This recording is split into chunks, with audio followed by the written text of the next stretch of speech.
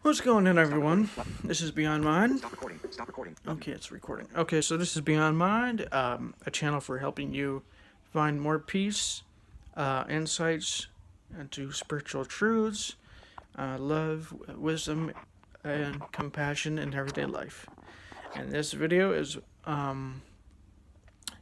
basically going to be titled something like The Power of Observing Your Thoughts and Emotions. The freedom, something along those lines. The power of observing your thoughts and emotions, or the freedom of observing your thoughts and emotions. I've talked about this a little bit before, but the reason why I haven't really talked about it in a while is because a lot of teachings already talk about this, but Alert, low battery. 20% battery remaining. I don't really care. Low power closed. Button. No, let's not do that. Plug this in. I'm right next to it, anyways. So anyways, basically what I found, and it took me a while to figure this out actually, because it's one of those things where you observe your thoughts. What ends up happening is that your mind goes, oh, how can observing your thoughts bring you peace? How can observing your thoughts bring you happiness or whatever? How can observing whatever it is bring you not even necessarily bring you anything? It's just boring. What's the point of doing this? So your mind's gonna give me all kinds of excuses, like, why would I want to do this? And the reason why it's doing this is because, well, it's not necessarily happening for a reason like, oh, I need to do this because if I do this, then the awareness that is aware of what I'm aware that I'm is aware of what I'm doing, and it's going to stop identifying with the mind. It's more like a sort of subconscious reaction of sorts that happens. So what ends up happening is that even if you do observe your thoughts and emotions, what ends up happening is that you do it for like a minute or something, or a couple of seconds, or at most like 5 minutes, 10 minutes, so you don't really get a whole lot of benefit. And there's nothing wrong with doing that. But the way to really try and do it is to do it as much as you can throughout the day, 10, 20, 30 minutes.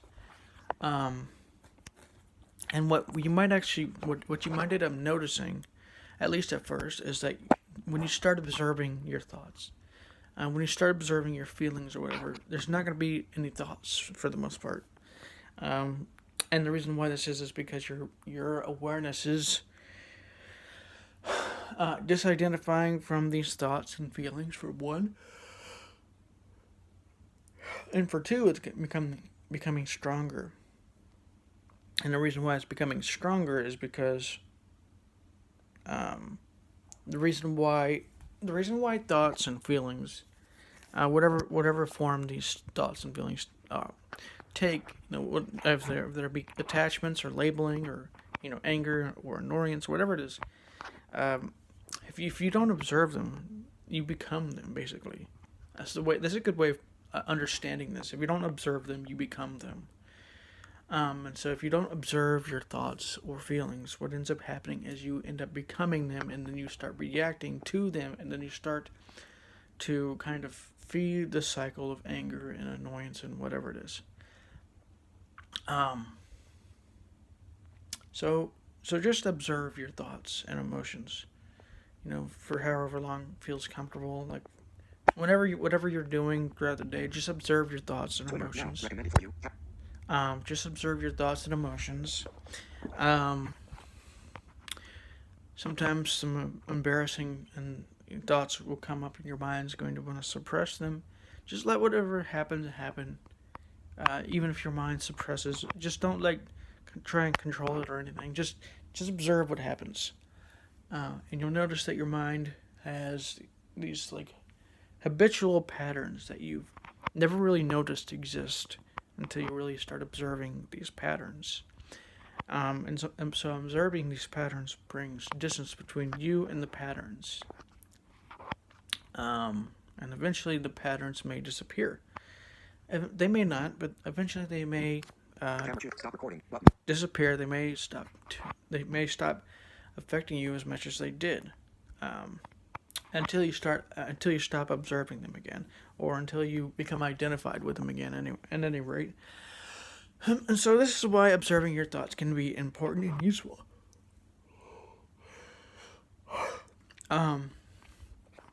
So I recommend that you just, whatever you're doing throughout the day, just observe your thoughts and feelings.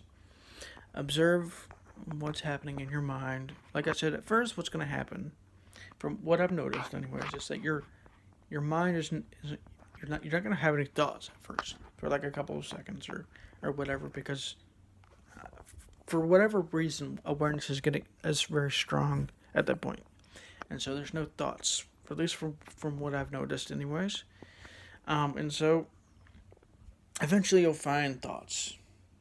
And so what might end up happening when you're doing this practice is you might end up getting reactive to a situation. Your mind might notice something, or your awareness might notice something. Your mind might say something, get annoyed at that thing, whatever it is, your emotions, and then you might react to that. So watch that. Sometimes it's hard to watch that, so watch at the afterwards. If you try and remember to observe what happens afterwards, if you can, even during, if you can. Although that's more difficult, because when you're reacting, you're becoming the thoughts and emotions themselves. But it can be done. But I dare you to try this practice for at least 30 minutes, an hour. Like I said, it doesn't have to be difficult. You can just do this when you're doing whatever it is you're normally doing. In fact, this is where I'd recommend you do it anyways, rather than to do it with a meditation. And the reason why I recommend it this way better is because, well, there's a couple of reasons. One, if you do this over time, over a couple of weeks or whatever, it'll build a habit in your mind to start observing your thoughts more during the day, and so the practice of observing your thoughts will become more habitual and become more. It'll build more presence in you in that case. And the other reason why is that what I've noticed during meditation is that your mind is trying to control everything. Not that it's not necessarily trying to control things when it's observing, but when it's meditating. But when it's not doing meditation, or when it's doing meditation, it acts different than the way that it acts when you're just doing regular things, whatever those regular things may be. And so just observe what your thoughts are doing. Whatever your mind wants to do, whatever it is, just do it. Just observe what that does to your thoughts. Just observe you doing that or whatever. But most of all, just observe your thoughts and emotions. So, Stop recording. anyways, this is Beyond Mind, and I hope you liked this video. If so, please leave a comment below if you have any questions or comments or suggestions for another video I can make. Please let me know below in the comments.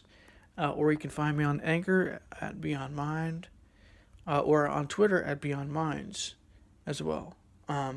Also on Spotify at Beyond Mind, Google Play, I believe, and Radio Public or some other services. I'm not on iTunes yet, but I'm not sure how to do that quite yet, but I'm going to figure it out. So anyways, this is Beyond Mind, and I'll talk to you in the next video.